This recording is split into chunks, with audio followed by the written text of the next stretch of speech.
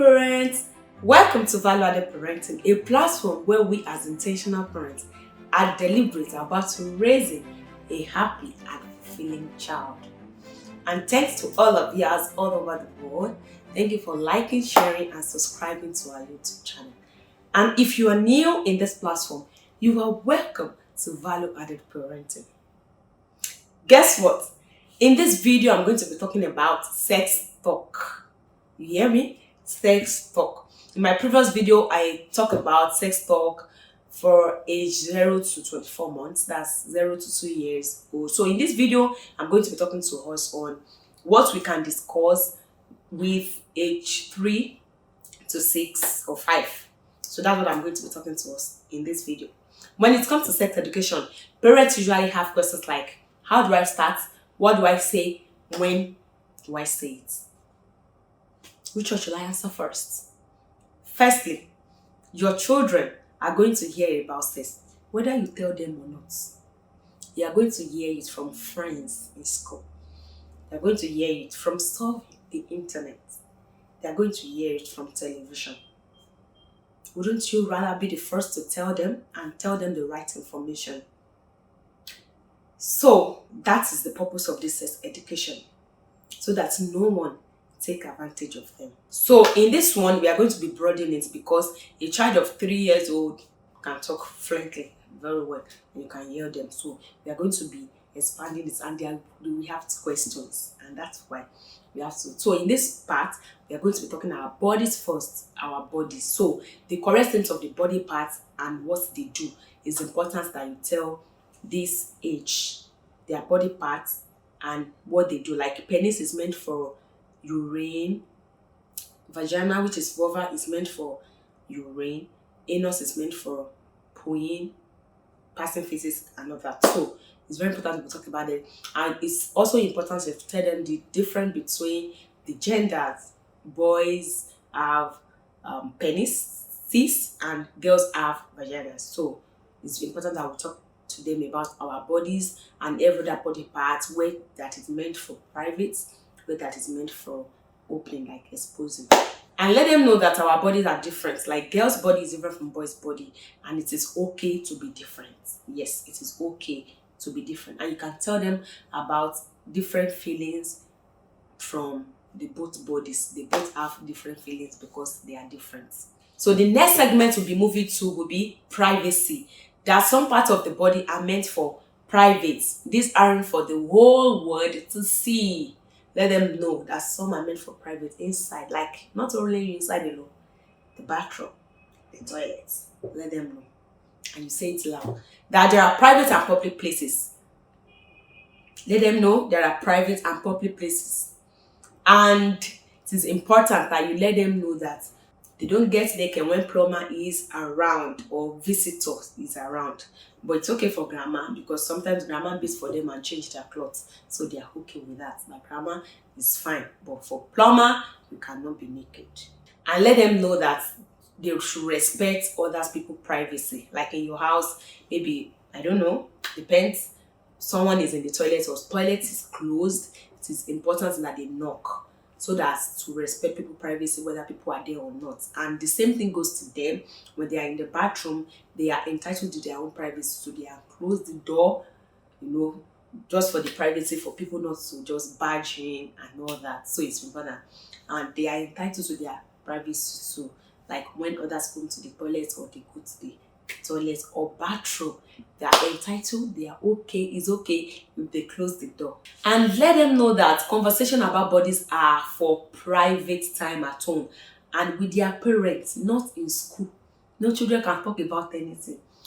Yes, I remember this. There was a time afternoon I went to pick my children from school, and while I was driving anyway, so I saw these two boys from afar. They should be in their, maybe, let's say they are in secondary school, maybe like 13, 14. They were both peeing. What I noticed from afar was that they were comparing their penis. I just laughed inside the car. Wow, what was that? Anything can happen in that spot. Anything can happen from that spot. Because they can get on and start talking about if one has watched all those movies that they are not supposed to watch, movie about homosexual or pornography, things like that. If they have watched it, it will introduce the other one to it. Be like, how do they do it? Anything can happen. But if they have the knowledge, or if one of them have the knowledge from the home about all this sex education, it can stop the boy right there. It can go against it or be like, no, I'm not interested. Things like that. So it is important that we talk about it. And it happens. There are so many things you didn't teach your children that they got it from school. Some kind of song. Because their mates will sing it. They will hear some words. That's why it is important for parents to tell them and ask them questions when they get back from school. And this segment we are moving to is touching. That it is okay to touch their penis. They do it. My 4-year-old still do it. It will be weeing or pulling, be touching his penis as if it's a toy. So it is normal. They touch it. But there is a time and a place for it. And for a 4-year-old, you can begin to tell them, it's not a toy now. If you want to play with something, go and pick your toy. And that is meant for private. You can set limits and explain that touching your own genital can feel good, but you cannot go and touch others people penis you have to let them know that, because children, it is well. You have to let them know that they cannot touch other people. They should respect others' privacy. It's very important. Children from this age ask questions about baby, where baby comes from. So it's okay, you can tell them that all living things reproduce and tree crop seed, dog have puppies, and human beings have baby. So it sounds that you don't really need to go into details at this age. It depends on the question that comes next, because some children will keep digging. So you can slowly start pointing out example of reproduction when you see it. That's what you see around you, not only theory. You can tell them baby grows inside the woman, that's uterus or baby bag or even tummy. So you get specific later. It depends on the question the child asks. And you can let them know that making babies is for adults and not for children to do. Get into the bad habit of reminding them this. Making baby is for adults. They are not young. You can tell them some things. It's for adults, not for children. And this segment is about body ownership and touching. Body ownership. They are the boss of their body. Let them know. And have a right to say who can touch them or not. It is their private parts and they are the owner. They are the boss. But no mommy can beat them, explain things to them, why it is so. And so when one person that is not supposed to touch them is trying to bring his head, they should scream, they should yell, they should shout. That it is not okay to touch or hug someone if they don't want. If you don't want this person to touch you or hug you, it's fine. And if your children, they used to visit a family before and they don't feel like visiting, it's okay. Just respect them. Respect their opinion. They know what they see. They used to like going somewhere and they don't feel like going again. Don't push it. Like I shared something in a conference some time ago. It was a video I saw. It was Kate Henshaw that shared the video about a child. The child is a girl and her mom is a career woman. She goes to office a lot and during weekend, so that she could meet up with her husband and prepare food for the week, she usually take the daughter to her own brother, that's the child's uncle. And this particular day, the girl was telling the mother, I don't want to go to uncle so place. The mother be like, why now? Why? He's always taking care of you. She is always doing this. That's the only person that can help me. That's the only person that can help me. You have to go. I need to prepare for for weekend. I need to prepare for daddy. I need to send mail. And this child was crying. The mother did not even allow her to talk. And they got to the door of this uncle. And the mother left. Like they used to say in my language, the uncle has been molesting the girl. And he continued that day. And the girl was saying, when the mother did not give her listening ear, she kept quiet until later on, when things has gone out of hand, the mother got to know about it? Must we wait till that time? So it is important you respect your child's opinion. They used to fit in some places and they don't want to go again. Please, so be it.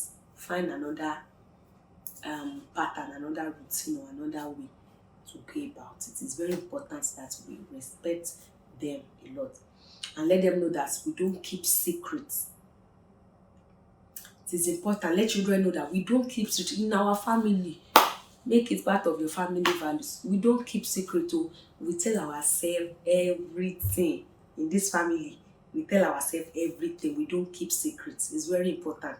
And you let your child know when it comes to your bodies, we don't keep secrets. Not only bodies, we don't keep secrets in this family. So you can also tell them that they can always tell you about things that make them feel bad or funny, maybe about their body or something that happened. They can always tell you, and when they tell you, don't judge them. You can breathe, count 1 to 10, so that in that process you'll be able to know the response to give. And how do you help them? You know, this age children, like this preschooler, they are the easiest age to teach. They trust you. When they tell them anything, they grab it. They are like empty sponges. They are ready to soak up information about anything and everything. That is why I said it is better that you be the first to let them know when it comes to sex education. If they haven't had an explanation that makes sense to them, they will use their imagination to make up their own reason. That is children for you.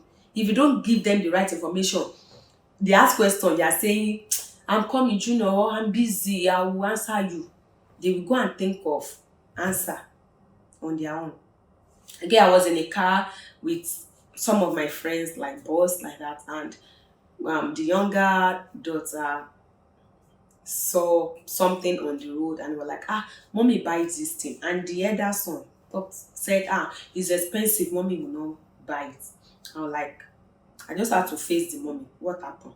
You must have said something to this boy about something is expensive. What happened? So the mother said, when the first time she bought the mirror, it was the boy that broke it. And it was, I think it was immediately a few days they bought the mirror that the boy broke it. We must have said some things out of anger, like, how much I bought it, it is expensive, things like that. And it has registered. Now I had to tell the mother that, please, in case any other thing happen, don't refer to that incident again, because the boy is guilty already. And if we don't correct that part, it has registered in his brain that everything is expensive, that maybe you cannot afford some things. So as a parent, we have to be intentional, conscious, live in the moment. Before you do some things, when your children are there, even when they are not there, because you will still repeat it before them, you have to think.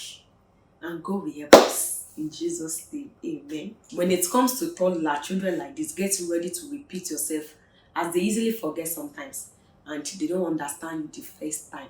That's why I wonder why some parents, you would not teach the boy, you not teach your son some things, and he does it, you are beating the child. May the Lord forgive you.